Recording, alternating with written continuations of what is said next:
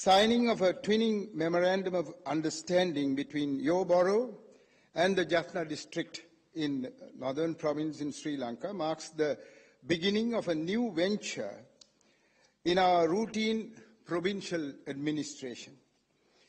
We are thankful to our Honourable Prime Minister, Mr. Ranil Wickremesinghe, for clearing up the ministerial roadblock which had been delaying this process for some time. We have stepped out, so to say, to accommodate and cooperate with a local authority from outside our national jurisdiction, to work with them closely, giving an international dimension to the cooperative effort between two localized institutions coming within the purview of two different countries. We have to come together to collaborate on devolved subjects-related sectors in post-war Northern Province in keeping with the provisions of our 13th Amendment, which paved the way for the creation of provincial councils, identifying sectors falling within the purview of the provincial council, central government, and those concurrently utilized. The sectors we have identified include, as stated earlier, economic and private sector development, primary education, health, social and cultural matters, cooperatives, and local government capacity development initiatives. I believe our contribution to this transaction beneficial to you would be mainly in the field of social and cultural matters. Your contribution will no doubt concentrate upon economic aspects, yet investments by you in our province could bring mutual benefits to both of us. Let me explain our investment models. Currently, the Northern Provincial Council is working on developing 3 different types of investment models by collaborating with 2 different types of investor categories, namely private-public partnership and diaspora investment in collaboration with the Northern Provincial Council. We are very much committed to the full implementation of the UN post-2015 development agenda consisting of 17 Sustainable Development Goals and 169 indicators, which has been endorsed by our government.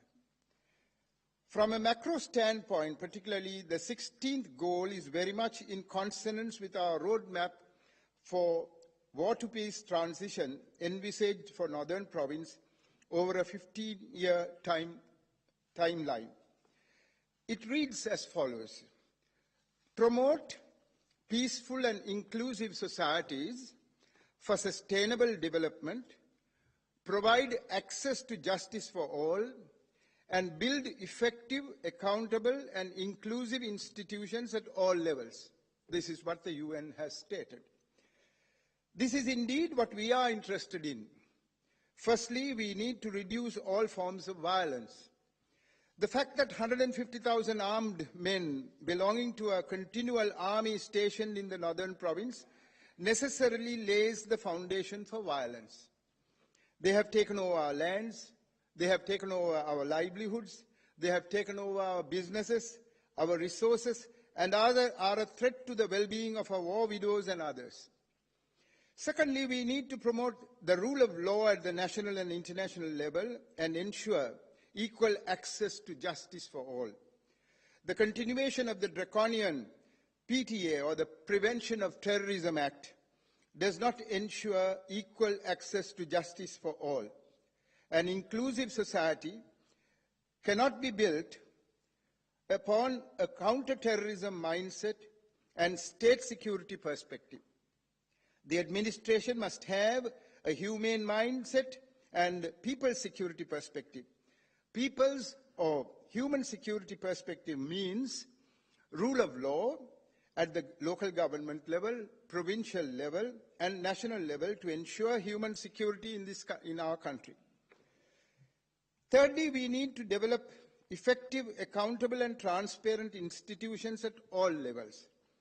While the government had been talking about missing persons being dead or possibly emigrated, the recent findings prove that accountability and transparency are lacking.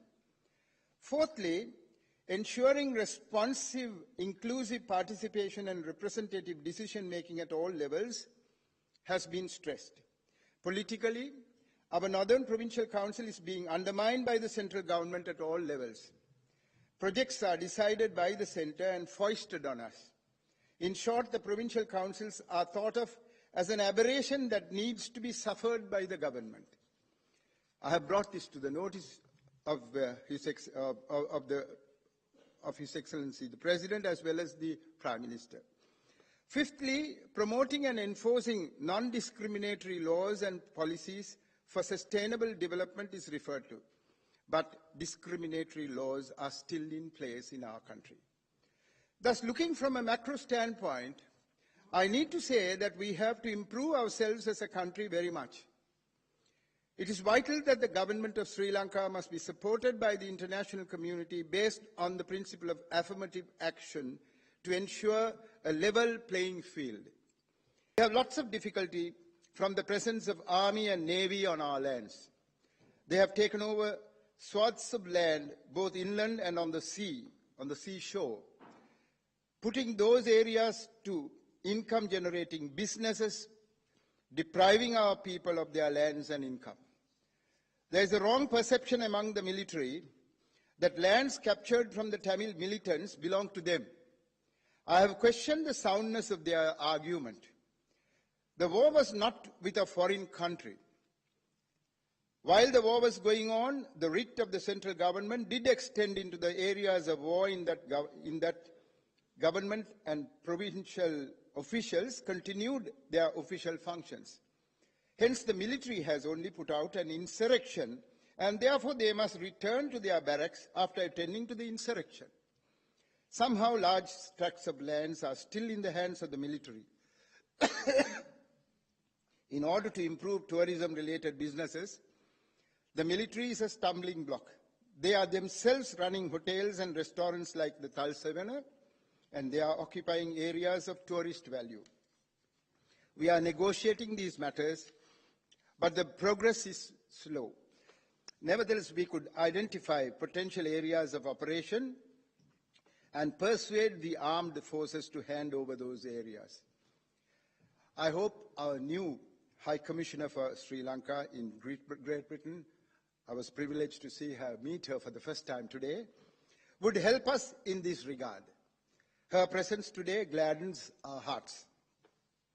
We are looking forward to areas of collaboration between the Borough of Kingston and our Provincial Council.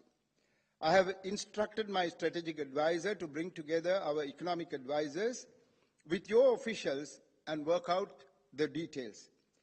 Since the twinning program is a pioneering initiative as far as we are concerned, we are keen to develop an effective business model which could be replicated in other developed countries where significant diaspora populations exist.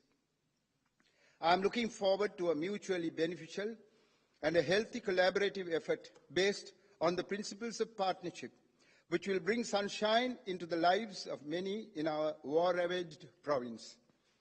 Let us not forget, even though Sri Lanka is a middle-income country, the northern province is below par and needs Philip to raise its standards. With the help of our government and your largesse and technical know-how, this should be possible within a short period of time. I very much look forward to the growth of British and diaspora investments soon in our area. May Kingston lead the way. Thank you.